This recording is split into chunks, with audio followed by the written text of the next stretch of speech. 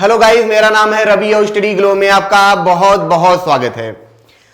दोस्तों, वैज्ञानिक अब क्या कर रहे हैं कि उल्टा रास्ता अपना रहे हैं, क्योंकि आपको पता है धरती गर्म हो रही है। यहाँ पे हमारी धरती देख रहे हैं, इसको एक चश्मे की जरूरत है बेचारे हमारे धरती को। लेकिन हमारे धरती में सुधार किए जाने के वजह वो क्या कर रहे हैं कि सूरज को ही ठंडा करने के चक्कर में पड़ गए हैं। आपने टाइटल पढ़ा भी होगा, तो यहाँ सूरज ठंडा होने की बात हो रही है, लेकिन आपको पता है सूरज इतना बड़ा है, उसको ठंडा करना तो नामुमकिन है। उसको ठंडा हम कर नहीं सकते हैं। लेकिन ये बात क्यों हो रही है कि सूरज को ठंडा किया जा रहा है, सूरज को वैज्ञानिक ठंडा कर रहे हैं। देखिए, इसके पीछे जो वजह है, इसमें वैज्ञानिक बहुत ही उल्टा तरीका अपना रहे हैं। उसमें ये क्या करेंगे कि एक तरीके से गैसेस भेजेंगे हमारे आसमान में। वो क्या करेंगे, एक परत बना लेंगे और उस परत की वजह से क्या होगा, जो सूरज की किरणें आएंगी उनको रिफ्लेक्ट कर दिया जाएगा, जिसकी वजह से क्या होगा कि टेम्परेचर ऑटोमेटिक कम हो जाएगा धरती का। और इस तरीके से हम धरती को ठंडा कर पाएंगे, धरती को टेम्परेचर से बचा पाएंगे। आपको पता है कि क्लाइमेट चेंज की वजह से और ग्लोबल वार्मिंग की वजह से चीजें खराब से खराब होती जा रही हैं। टेम्परेचर बढ़ रहा है, ग्लेशियर क्या हो रहे हैं, पिघल रहे हैं, जिसकी वजह से कुछ भी दिमाग वैज्ञानिकों का काम नहीं आ रहा है। इस वजह से वैज्ञानिक एक तरीके से सुरक्षा कवच बनाने के चक्कर में पड़े हैं। उस सुरक्षा कवच से क्या करेंगे, धरती को बचा पाएंगे, धरती को ठंडा कर पाएंगे। लेकिन इसकी शुरुआत कैसे होती है, आखिर वैज्ञानिकों को कैसे ये समझ में आता है कि एक तरीके से हम गैस का सुरक्षा कवच बना सकते हैं, कैसे दिमाग में आता है। इसको हम चलते हैं 1991 में फिलीपींस में चलते हैं। वहां पे क्या होता है दोस्तों, एक पीनेट टाबू करके क्या होता है, एक पहाड़ होता है जहां पे क्या होता है, ज्वालामुखी का विस्फोट होता है 1991 में, जिसकी वजह से क्या होता है कि बहुत ज्यादा धुआं उठता है। धुआं इतना ज्यादा होता है कि वह 28 मील तक क्या होता है, ऊपर उठता है, और यह धुआं लगभग 15 महीने तक रहता है।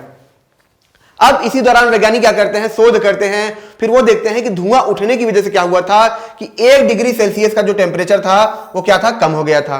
क्यों कम हो गया था, मैं आपको पहले ज्वालामुखी दिखा दूं। देखिए, पीनेट टापू है, कहां पे, फिलीपींस में है, ठीक है। यहीं पे विस्फोट हुआ था, विस्फोट होते रहते हैं ज्वालामुखी के, ये एक तरीके से उसका भाग है। अब क्या था, टेम्परेचर धीरे धीरे कम होने लगा। टेम्परेचर क्यों कम होने लगा, जाहिर सी बात है, अगर ऐसे ये बादल ऊपर जाएंगे तो रोशनी आ नहीं पाएगी, तो क्या होगा, टेम्परेचर कम होगा। अब वैज्ञानिकों के दिमाग में आता है आइडिया, यार कुछ ऐसा कर सकते हैं जिससे हम क्या करेंगे, अपने धरती को हम ठंडा कर सकेंगे, ठीक है। तो उसके बाद ये क्या करते हैं, एक तरीके से इंजीनियरिंग लाते हैं, जिसको क्या बोला जाता है, सोलर जियो इंजीनियरिंग। इसके अंदर ये दोस्तों ये क्या करते हैं कि सल्फर डाइऑक्साइड का क्या करते हैं, गैस भंडार होता है, उसको गुब्बारे में भरेंगे और ये क्या करेंगे, आसमान में भेजेंगे। आसमान में जाएगा, फट जाएगा, फटने के बाद क्या होगा, ये गुब्बारा क्या करेगा, चारों तरफ क्या करेगा, सल्फर डाइऑक्साइड फैला देगा। मैं आपको दिखाता हूं, यहाँ पे आप जैसे देख रहे हैं कि ये जो गुब्बारा है, इसके अंदर सल्फर डाइऑक्साइड भरा जाएगा, ये ऊपर जाएगा और पूरी तरीके से ये फट जाएगा, फटने के बाद क्या होगा, फैल जाएगा। अब इसने क्या की, बहुत पतली परत की एक लेयर बना ली। अब इस लेयर की वजह से क्या होगा, जो सन का रेज है, जो किरणें हैं यहाँ पे आएंगी, कुछ तो अंदर आएंगी लेकिन कुछ वापस चली जाएंगी, जिसकी वजह से क्या होगा, हम टेम्परेचर कंट्रोल कर पाएंगे।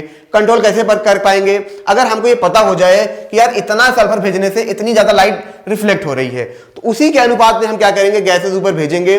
उसी के अनुपात से क्या होगा, जितना ज्यादा कम गैस है ज्यादा भेजेंगे, उसी के अनुपात से लेयर बनेगी और उसी के अनुपात से रिफ्लेक्शन होगा।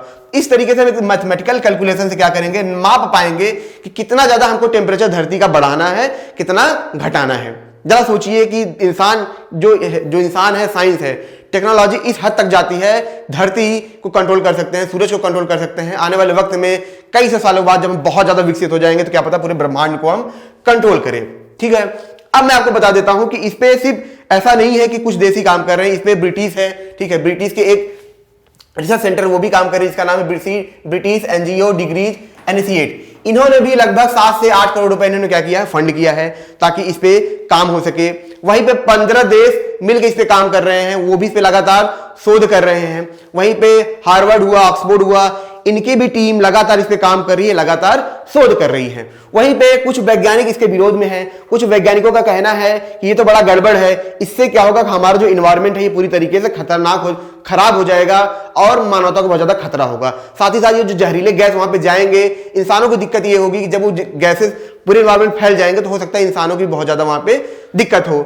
लेकिन मैं आपको ये भी बता दूं कि सिर्फ एक तरीका नहीं है, ऐसे बहुत सारे तरीके हैं। लेकिन मैं आपको ये भी बताना चाहूंगा दोस्तों कि हमने क्या किया है, एडिक्शन मैनेजमेंट का कोर्स लॉन्च किया है। क्योंकि आपको पता है, जब भी आप पढ़ाई करते हैं, कुछ भी करते हैं, आपका कई घंटा सिर्फ उसमें चला जाता है, आपके फोन में चला जाता है और इन सब चीजों में चला जाता है, आपको पता भी नहीं होता है।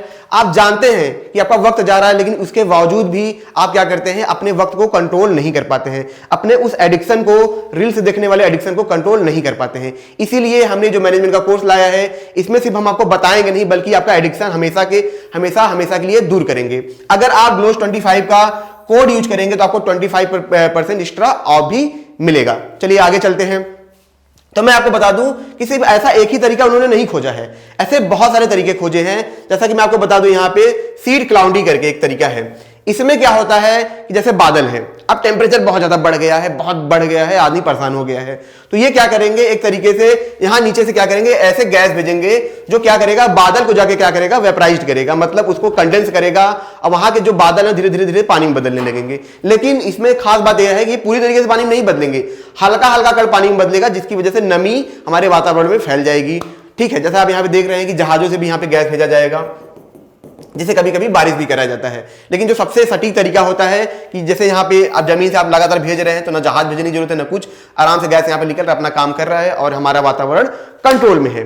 तीसरा तरीका क्या है, तीसरा तरीका दोस्तों ये है कि एक तरीके से जो हमारे छत है, हर छत को क्या किया जाए, व्हाइट लेबल से क्या किया, पेंट कर दिया जाए, मतलब व्हाइट कलर से पेंट कर दिया जाए। अब व्हाइट कलर से पेंट करने से आपको पता है कुछ चीजें रिफ्लेक्ट होंगी, टेम्परेचर कम होगा, ऐसा वैज्ञानिकों का मानना है। तो ये 3-4 तरीके हैं जिसकी वजह से लगातार वैज्ञानिक काम कर रहे हैं। चौथा तरीका आप सुन के एकदम आश्चर्य हो जाएंगे, एक सुरक्षा मेम्ब्रेन, मतलब एक समझ सकते हैं एकदम सुरक्षा कवच बनाने की बात हो रही है।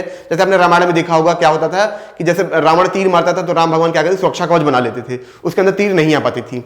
वैसा ही सुरक्षा कवच वैज्ञानिक बनाने की मतलब हेर फेर में है, ताकि क्या हो, एक तरीके से घेर लिया जाए और लाइट आ ही ना पाए अंदर। तो इस तरीके से वैज्ञानिक लगातार काम कर रहे हैं। लेकिन जो सबसे जरूरी है वो क्या है, सोलर जियो इंजीनियरिंग। क्योंकि इसमें क्या हुआ था, मैक्सिको में 2022 में सनसेट करके एक कंपनी थी, जिन्होंने क्या किया था, स्टार्टअप शुरू किया था। इस स्टार्टअप के तहत वो क्या करते थे, अलग अलग एरिया में क्या करते थे, टेम्परेचर को कंट्रोल करने के लिए स्टार्टअप शुरू किया था। और उन्होंने एक्सपेरिमेंट करना शुरू किया। 2022 में उन्होंने बैलून्स को ऊपर छोड़ा भी, लेकिन दिक्कत क्या हुई, मैक्सिको ने क्या किया, वहां पे पूरी तरीके से बैन लगा दिया। उन्होंने कहा इसकी वजह से क्या होगा, हमारा वातावरण खराब होगा और ये एक्सपेरिमेंट पूरी तरीके से हम कह भी नहीं सकते ये सही है। ठीक है, तो वो पूरा उनका प्रोजेक्ट जो था पूरा रुक गया। लेकिन वहीं पे बात करें, जो वैज्ञानिक इसका विरोध कर रहे हैं, क्यों कर रहे हैं, इसके पीछे 2 वजह है। पहली वजह यह है कि जो विकसित जो डेवलप देश हैं वो क्या कर रहे हैं, जो विकासशील देश हैं उन पे एक्सपेरिमेंट कर रहे हैं। वो खुद के ऊपर नहीं कर रहे हैं, वो कहां करेंगे, जो गरीब देश हैं वहां पे जाके एक्सपेरिमेंट करेंगे, ताकि उनके देश के ऊपर खतरा ना हो।